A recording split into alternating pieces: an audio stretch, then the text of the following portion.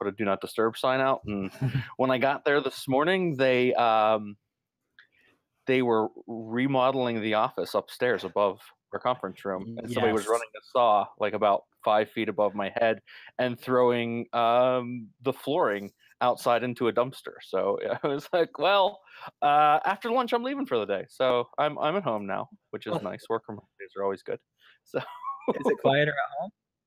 It is. It should be very quiet here. There shouldn't be any noise. I'm the only one here. So I did forget my headset at work, but I've got another microphone I think is working. Okay, you let me know though. No, it sounds great. How far do you live and work apart from each other? It's only about 15 minutes, and there was no traffic because middle of the day, so it was not a big deal to move.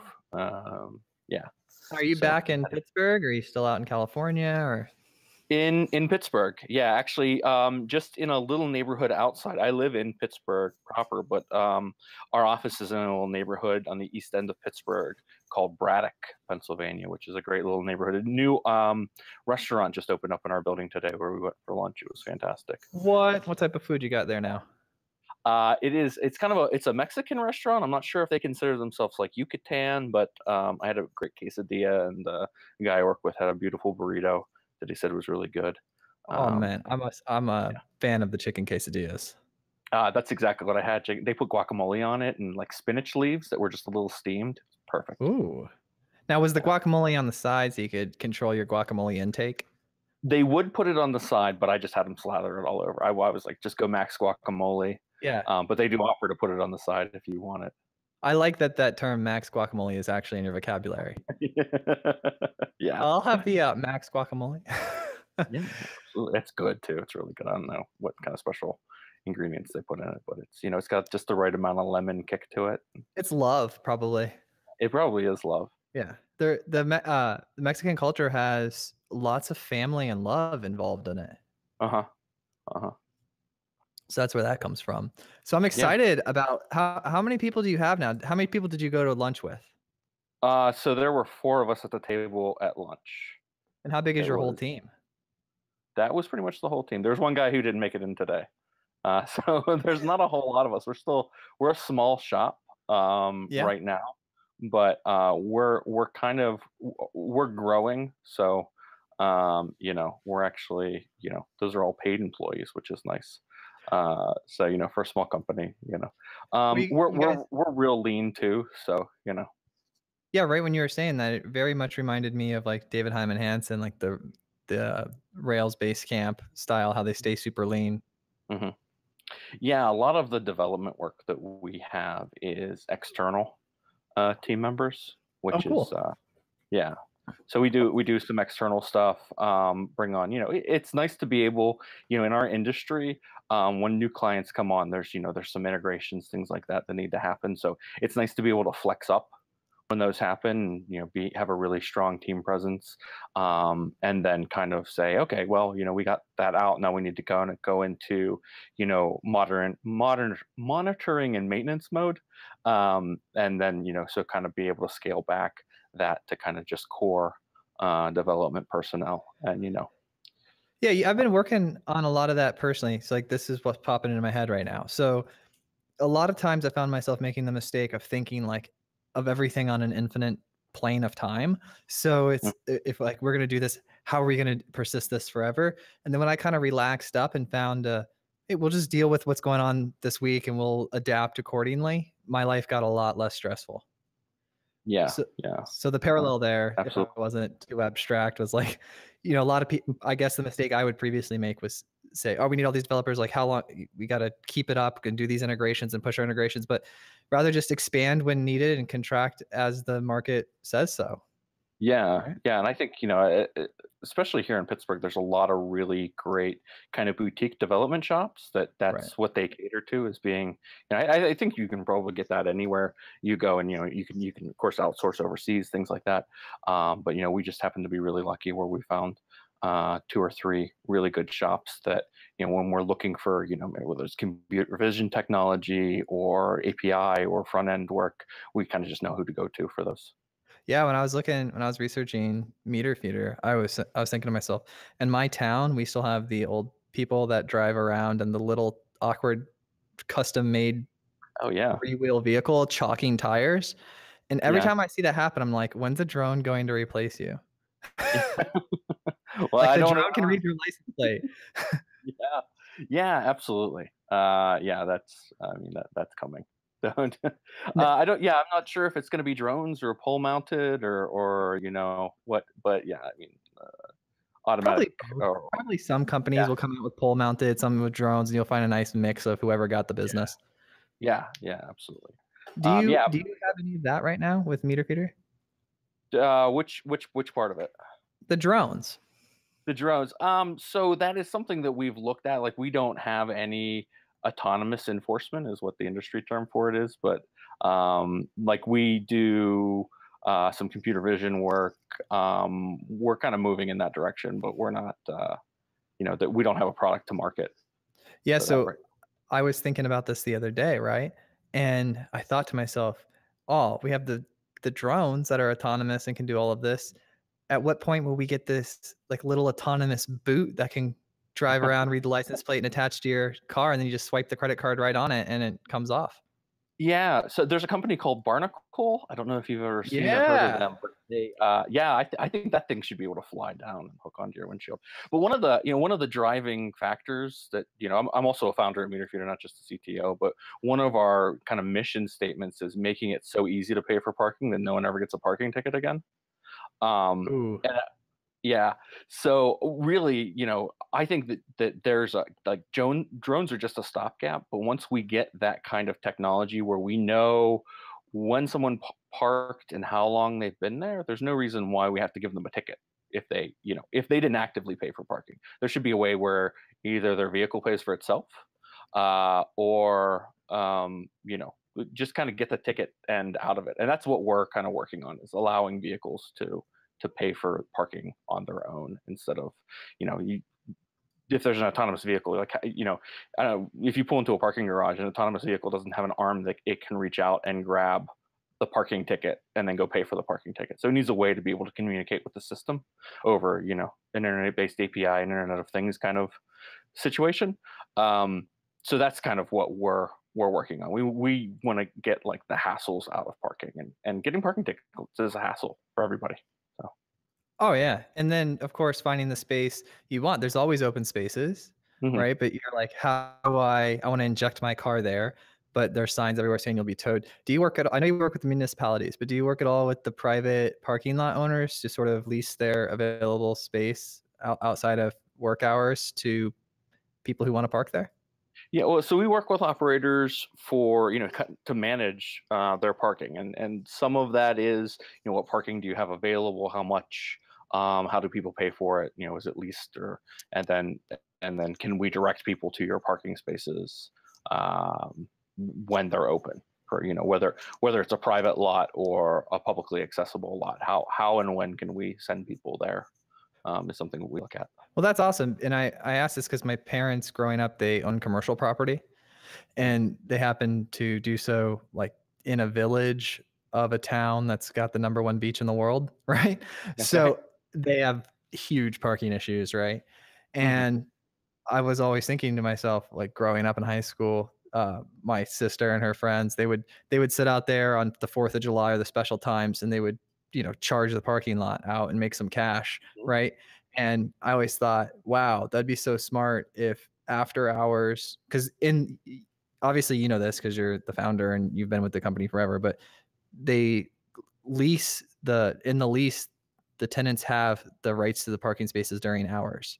So like Hmm. you can't do anything with them then, right? Yeah. So outside of that, though, you can at your parking lot.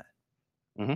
So right when I thought about that, I saw that in my research that you guys worked with municipalities, which I was interested in. How long do they move slow when you're working with them, or is this something that's like really hot and they're knocking down your door? Uh, they're notoriously slow. I mean, it is, yeah, any working with any government agency, including the parking authority, is kind of a long, drawn out process. It's extremely low touch, which is nice. So you can do it a lot in parallel. You can talk to a lot of potential customers at one time, and that's kind of how we kind of beat the fact that they do take a long time to turn around, and they want to do, they have requests for proposals and requests for quotes, and there's this, but it's very low touch. Are they hard? Are the requests for proposals like difficult to? What's the process like with that? It depends. There's usually they want to do like an in-person meeting, which you always kind of got to push back on because you want to fly salespeople all around the world. But so there's the process where they'll talk to a vendor. Hopefully, it's your company that they're talking to, and they will gather information. Right? They'll put out a request for information, which is another set of forms you have to fill out to gather and figure out what it is that they need as a solution, and then they'll get their mind like really tightly wrapped around what it is that they want to buy. And then so if you don't have that very specific solution, it's very hard to kind of change their mind about that. So that's a bit of a sticking point. And then they go through. Usually, like I said, there'll be an in-person meeting where they review the request for proposal, and then Are you present at that meeting? I'm not personally. Okay. We will, depending on the client, we'll send a salesperson out, or we won't. Most of the time, they'll be agreeable to have like a phone conversation. But if it's close enough, it's kind of nice to go out there and shake hands anyway. Yeah. But the relationships make all the difference. Though. Like when you shake the hands, you have a higher closing rate, right? Yeah, I think so. But it's it's also if you're the first person that they talk to in like the RFI, like getting the information, you have a much higher closing rate. Really? No matter what. Oh yeah, because they get really tied to what your idea of the product is, and you kind of get the chance to tell them what it is they should buy. Oh, nice. Which is unfortunate. Yeah, I mean, it kind of like if they reach out to you first, it's great because then you're kind of writing the RFP. If they don't reach out to you first, then somebody else did, and you're like, oh, I know what company wrote this. I know what they're looking for here. So if you can get your head wrapped around like what it is they're trying to buy, then you have a pretty good close rate. But RFPs they're nasty. It's best to avoid them at least from this side. Can you close municipalities without RFPs? Sometimes it depends on what the price points are. So you can say, a lot of times they'll have like a trigger point where if you're under, I'm just throw out a random number, like $100,000 is what the yearly cost is of the product. They don't have to go to RFP. They can just put it in the budget and just buy whatever they want. So that's nice if you can find places like that, or you can know what that number is and kind of tell them this is what you can get for that much money. Sometimes you can sneak in underneath there. They don't really like that though. It's kind of like cheating, but depending on what they're buying, sometimes it doesn't make sense for them to spend $500,000 doing an RFP process when they only want to buy $10,000 worth of equipment, right? So right, just yeah, right. You buy the computer, just buy it. You don't need to RFP Dell and Microsoft. Yeah, exactly. So and a lot of the platforms and programs that we're trying to build are just the equivalency of that, where it's just this you need enforcement devices so that people can be out on the street and they can write tickets. You don't have to go through a huge process. We support all your other vendors. Here's our spec sheets. Here's signatures that prove that we support the phone and kiosk manufacturer that you have and your back office support and everything. So you can just buy our stuff and that works. It's easy to integrate. If the price point. Yeah. Well, yeah. I mean, it's got to be easy on their end. Yeah, absolutely. So what's your 30-second sort of like sales pitch to these individuals? Oh, yeah. I'm not sorry to drop that on you. That wasn't on the approved questions list, my friend. Perform, dance. No, yeah. So a lot of things is so if I know, for example, that they don't have any smart technology. The 30-second sales pitches, so they don't have a mobile app. There's no way on street to be able to pay with a credit card.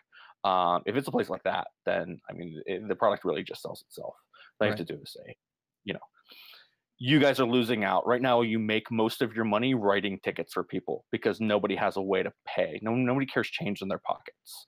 My co-founder has 5 children. He never has a quarter in his pocket. Trust me. And there's a lot of people coming. 5 children, or he just doesn't. I don't know. That's his line. But he, yeah. So people don't carry cash. They carry smartphones. Yeah. So let's give people a way to pay for parking with smartphones. You're going to have happier people coming into your community. You're going to be writing less tickets, yes, but it's not going to affect your revenue because you're going to have happy customers coming to your town. Right. Or why doesn't the ticket, you just take the picture of it and it automatically sends the ticket in the mail to the person, right? Yeah. Is that something? Yeah, so it's state to state that's different because of how like the DMV integrates. But we, if it's if you're already in our system because you've used our app to pay for parking before, Yeah. and then maybe time ran out and you didn't realize and you got a ticket because lunch ran over and you didn't get your push notification, then we know you're there, and we know your information, so we could kind of short circuit the ticket authoring process. And we also put QR codes on all of our tickets, so it's really easy to pay them as well. That's really interesting. Do they have, I'm just thinking, I'm just letting my mind go. Sometimes it gets a little crazy. So like one day the drone could just print the ticket and put it right on the windshield for them. Yeah, it could. Yeah. Yeah, I would rather just send the ticket through email, or postal mail too. No, this is the government. So either the overcomplication of the drone or postal mail, but no email, my friend. No, yeah, I know. Too efficient, Daniel. Yeah. Well, I think it would be great, like if it was an autonomous ticket that you got issued, then it should just send you a push notification, be like, hey, you got a ticket. If you just swipe this bar in 5 minutes, we'll make the ticket go away and we'll just pretend like you paid for parking. Like I want to see municipalities be open to that, because then people aren't getting tickets. We're giving them kind of like a last chance to comply, because that's really what we want. Is we want people to comply. Like I said before, making it as easy as possible so people don't get tickets, I think is the way I always try to go. I was looking at it to charge the people as much as possible. Like as you don't pay for the ticket, it exponentially, like you see a running timer down to the 100th of a cent. So you can see that it's constantly incurring charges, right? It's $5.06 late, $5.07, and like it grows exponentially. Then you have a $400 ticket. Oh man. Well, there are tickets that they escalate over time, but usually it's like 48 hours, not not to the hundredth millisecond escalation. Right. Sorry, I won't. Don't worry, Daniel. That's why we have a democracy, because I'm not getting voted in anyways.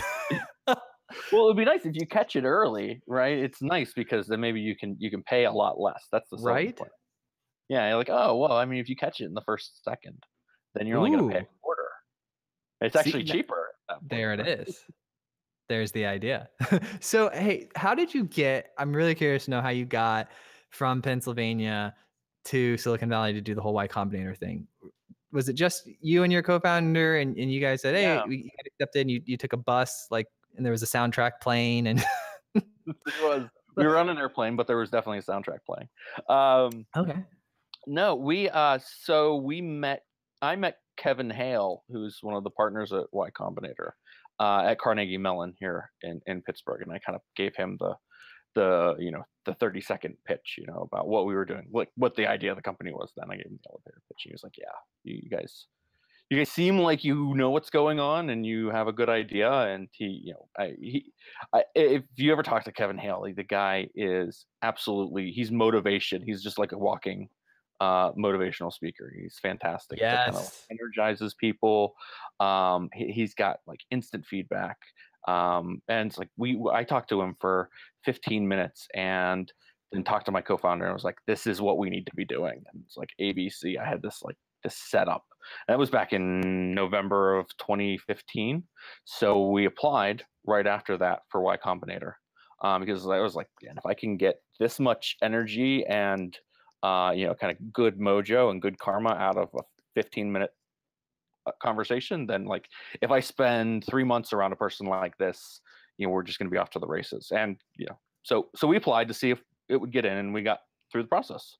So that's kind of how we ended up being out there. It was just the luck of he was having office hours and I was able to get out there and sit down and talk to him.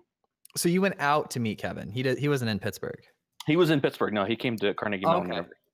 So he was in Pittsburgh. You met him. Does he live in Pittsburgh or is he out in Silicon Valley? No, he's out in Silicon Valley. He came in to do an entrepreneur kind of. I think it was they were looking for companies to apply.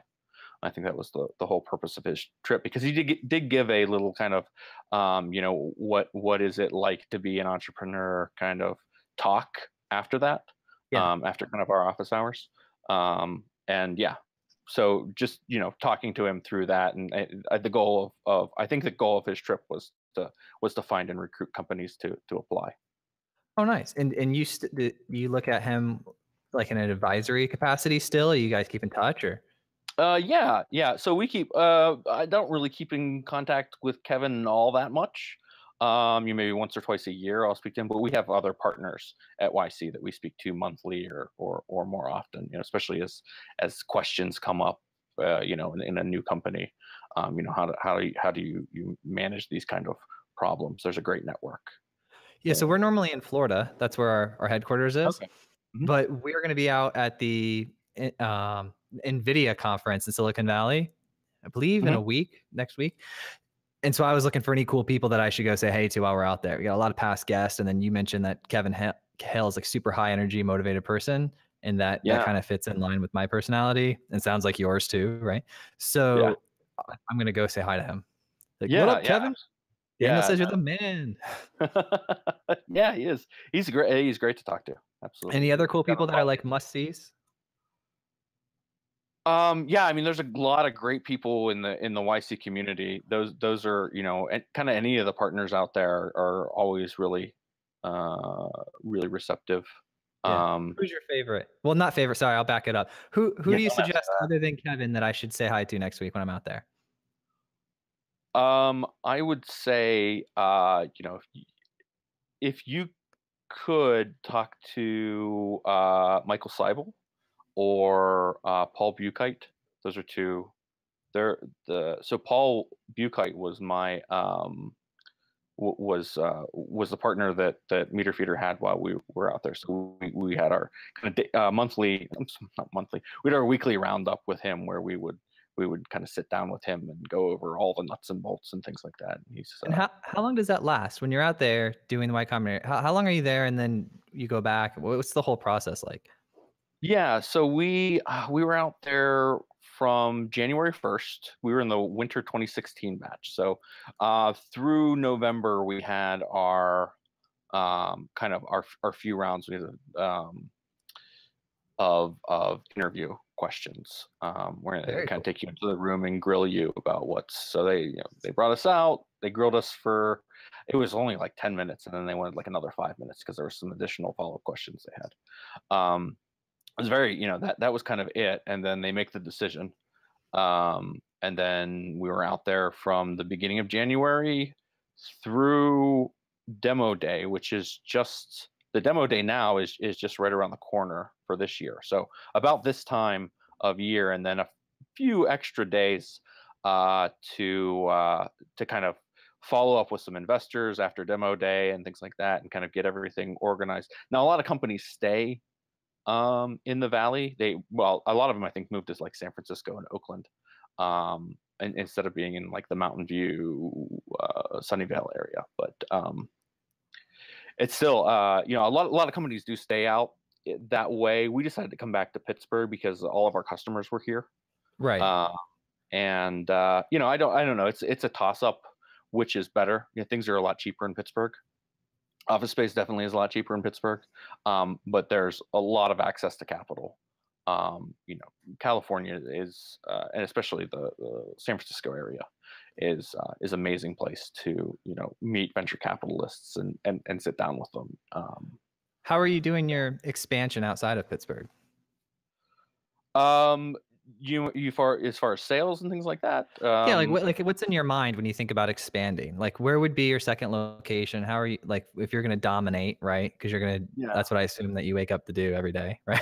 Yeah. We're going to dominate the space. So, like, in your mind, that roadmap, you're like, all right, we're in Pittsburgh to dominate the entire market. The next, we're going to have to grow to this revenue. And the next place we're going to open is here. And then we're going to dominate this part of the coast. Like, where's your planning at, like, with that? So right now, our phase 2 is New Jersey, and that's where Oh, we're nice. kind of moving into now. There's a lot of great seaside communities on the Jersey coast, Jersey Shore, that I think they're very seasonal, which is kind of good because they have some, like, they have spikes, but at the same time they don't want to outlay a lot of capital because they've only got a few months out of the year that they're really going to be making, the money that they need to, if they're going to spend so much on this monthly, if it's a SaaS model, where's that money coming from throughout the rest of the year after, kind of their 4 to 6 month window closes. Yeah, so Which, I've got a guy you would want to talk to out there. His all right. name's his name's Anthony Delgado, and he is like the co-founder of Founders, which Okay. they're essentially like support to 800 different technology companies. Okay. And they're out in Newark, New Jersey, and he knows like everybody. Great human to talk to. Okay. Fan of his. He's also a very charitable person, but he would be somebody that when you go, if you want to go exist over there and you want to know a lot of people really fast in technology, call Anthony. He'll have lunch with you and plug you in wherever you need to go. Oh, okay. Yeah, I have found here Founders, Fownders. Cool. Yeah. Yeah, I will. Yeah, I'll definitely reach out to him. Thank you so much. Yeah, he's awesome. He's awesome. So yeah, that's real cool because I don't, I see a lot of Y Combinator, right? Like you hear a lot about it, you see a lot of companies participating, but it's always cool to hear the story of what exactly happened, how you went out there, and what were you doing directly before that?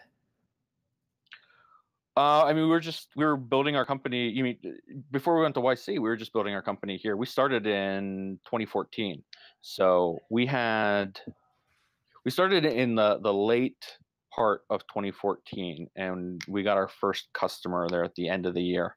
And it was very small neighborhood. Kind of an interesting story. So Carnegie Mellon University did a parking study for this small municipality outside of Pittsburgh, 300 parking spaces, trying to see, how could they give this place a facelift.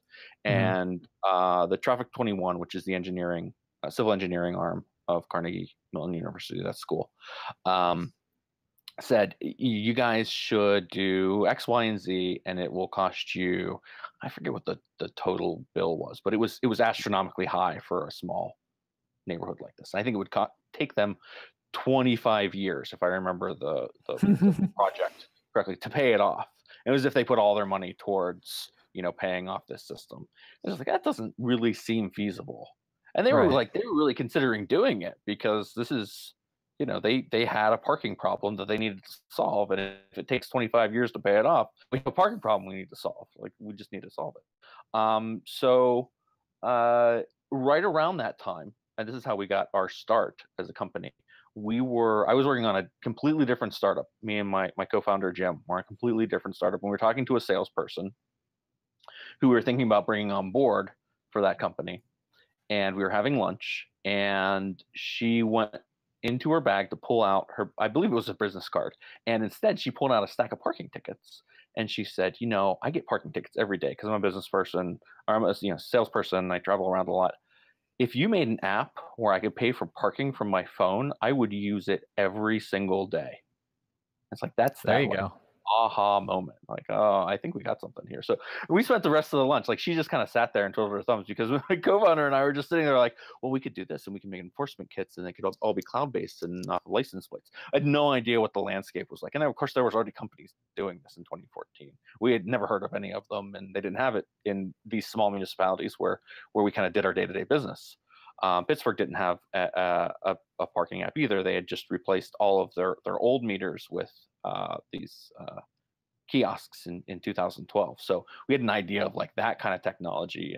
And when we looked into it, the CMU study told us like how expensive that technology can actually be and how long it takes these small municipalities to pay off. Not a big deal for Pittsburgh, really big deal for tiny suburbs who make all of their money right now from writing parking tickets. Because, as I said before, nobody has change in their pockets anymore. So there's no way. It's almost impossible to comply with the law now. So that small municipality was actually our first customer because we went to them and said, this is the study you had done. This is what you're prepared to spend right now. What if we did this? And we laid out our plan and how we were going to do it. And they thought it was a better idea. It was definitely a better cost point.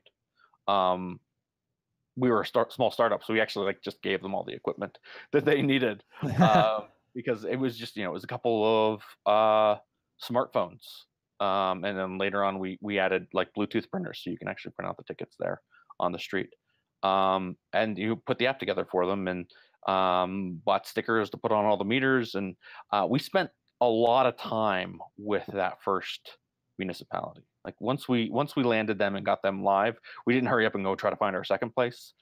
I walked around the street with the parking enforcement officers from that place for a long time, a lot of days, just on my feet, walking around going, okay, how do you deal with this situation?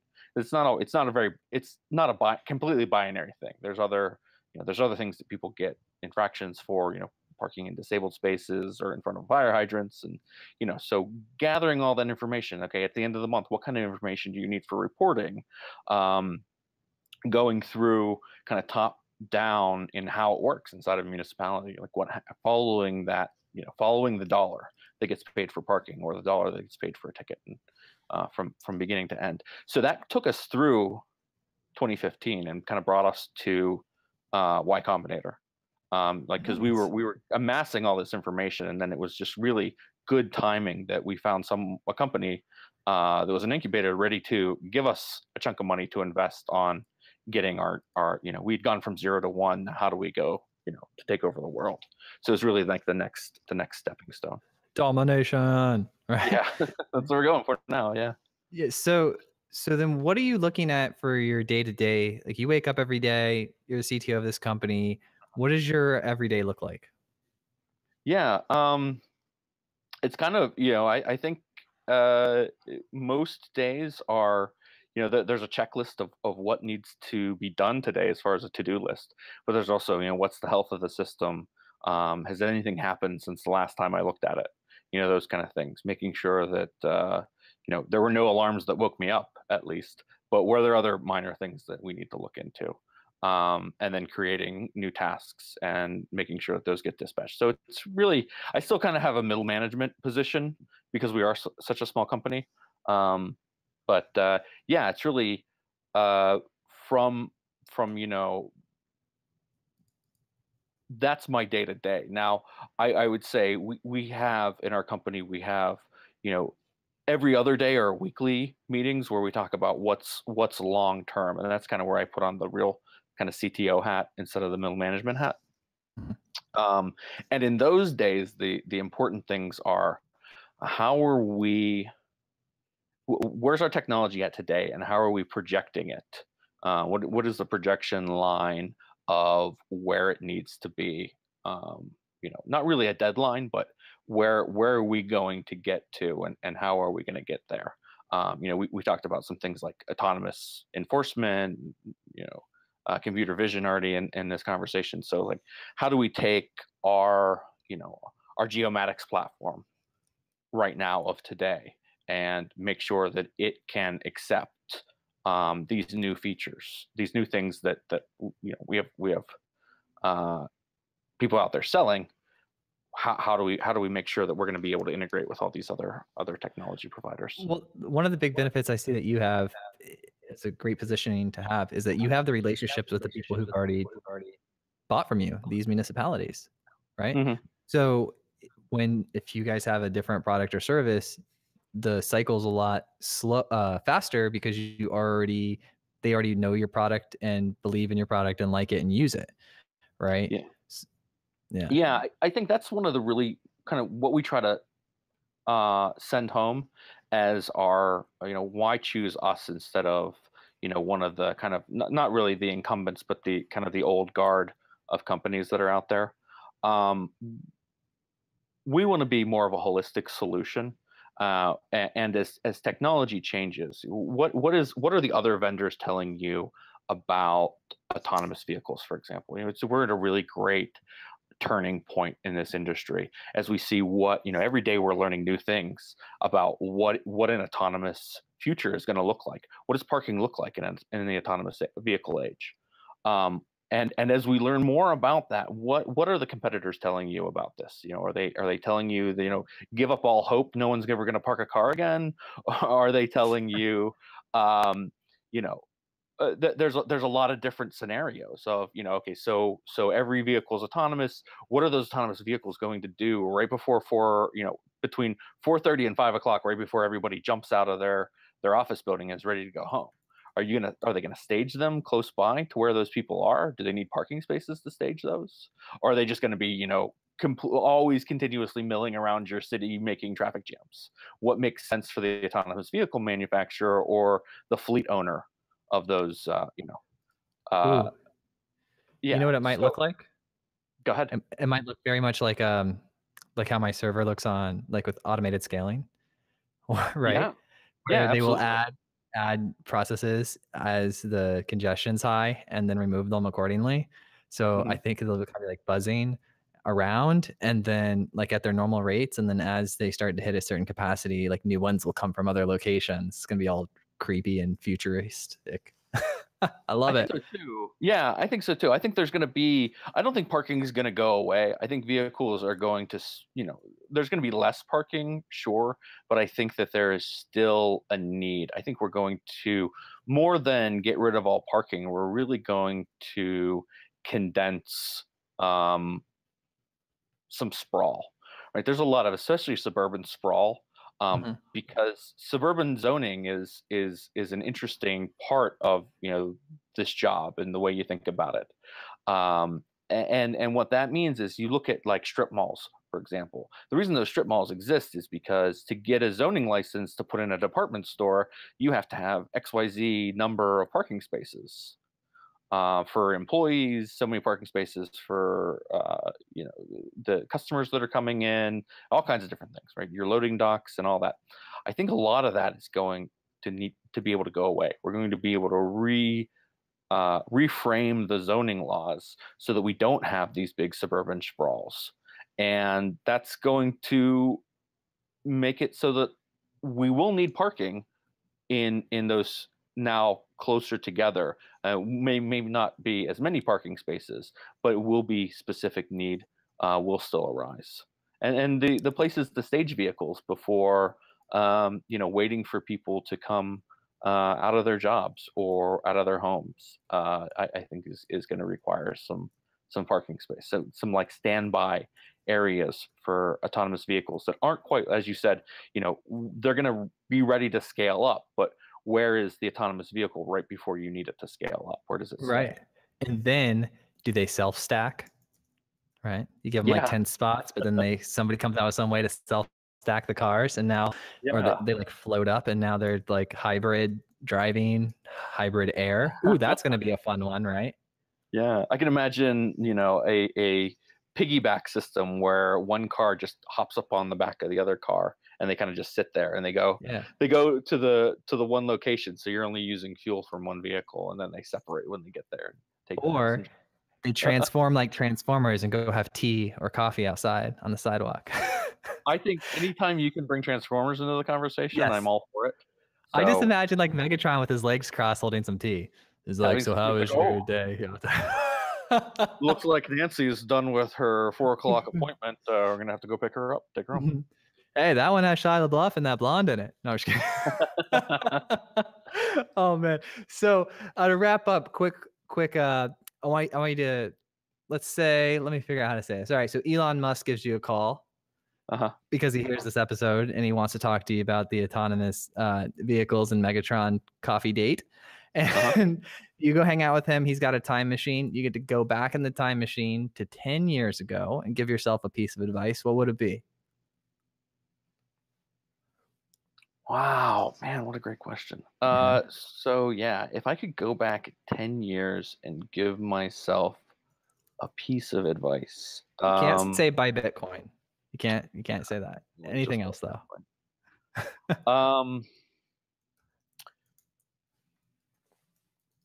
Wow, I think that it would be I think the advice I would give myself 10 years ago wouldn't really be about the parking industry as much as like software virtualization and like where kind of the direction that is going. Being able to, as you were saying, scaling servers out and really embracing that technology as early as possible in the business is a good thing. I think that sometimes early startups see that as maybe a cost they don't need. It's so really easy to just turn on one server and we can just do what we need it to do. But then when you get to that point where you need to scale, if your software just scales on its own because it's written in the right way. The same thing about like right now we're looking at internationalization. If you're writing software in a way that it will scale, like it shouldn't be overly burdensome to the corporation. You shouldn't spend 2 times building a piece of software because you're trying to make sure you're completely future proof. But I think a lot of times developers that I've worked with, or even developers that have been me in the past, haven't looked enough to the future as far as topics like internationalization, scalability, both business scalability and software scalability. So you do need to look at that a little bit, like as long as it's not burdensome. I think that would be the advice I would give myself is, just be mindful of how you're going to go, because we got really focused on 1 to 0, which I think, I'm sorry, 0 to 1. We didn't go 1 to 0. We got really focused on getting our first customer, but we really, okay, so like, how do we get the next 1,000? Right. Yeah. Oops. Did you drop? No, I'm still here. That was just, that's my comment. Sorry. Oh, okay, cool. We're gonna edit it up so you and I sound like 2 brilliant human beings having like the quippiest conversation ever. Awesome. No, that's great advice. Definitely looking at the virtualization or the auto scaling, and that I'm just thinking back because that's a unique one I haven't heard before from anyone. And I'm thinking to myself, yeah, man, if I was sitting there a decade ago, I was just relying on professional services to figure it out and throwing so much money at them because I had the ability to. Whereas now you can have that auto scaling feature with Heroku on your basic $100, $200 a month bill. Right. Yeah. Right. Solved a huge problem. Awesome, man. So yeah, so Anthony Delgado, if you're going out to Newark, and I'm going to call up those awesome people you mentioned over at Kevin Hale, Michael Sable, how do you? Seibel. Seibel, and then Paul Ukite. All right, cool. Yeah, I'm going to go say hey to those guys when we're out at the NVIDIA conference and say, oh man, Daniel said you're awesome and I had to give you a high five. And that is all. Have a great day. Absolutely. Yeah. Have a good one. Yeah. Tell them I said hi. All right, we'll do. So we're on like a 10 to 15 day editing queue delay. Sure. So I will, or myself or Jake will reach out to you and let you know. But we're definitely going to do some quick clips, like some 2-minute clips of you sounding awesome, dispensing some invaluable advice. And we're going to be tagging you on all the different networks. So I'll make sure that we're connected on LinkedIn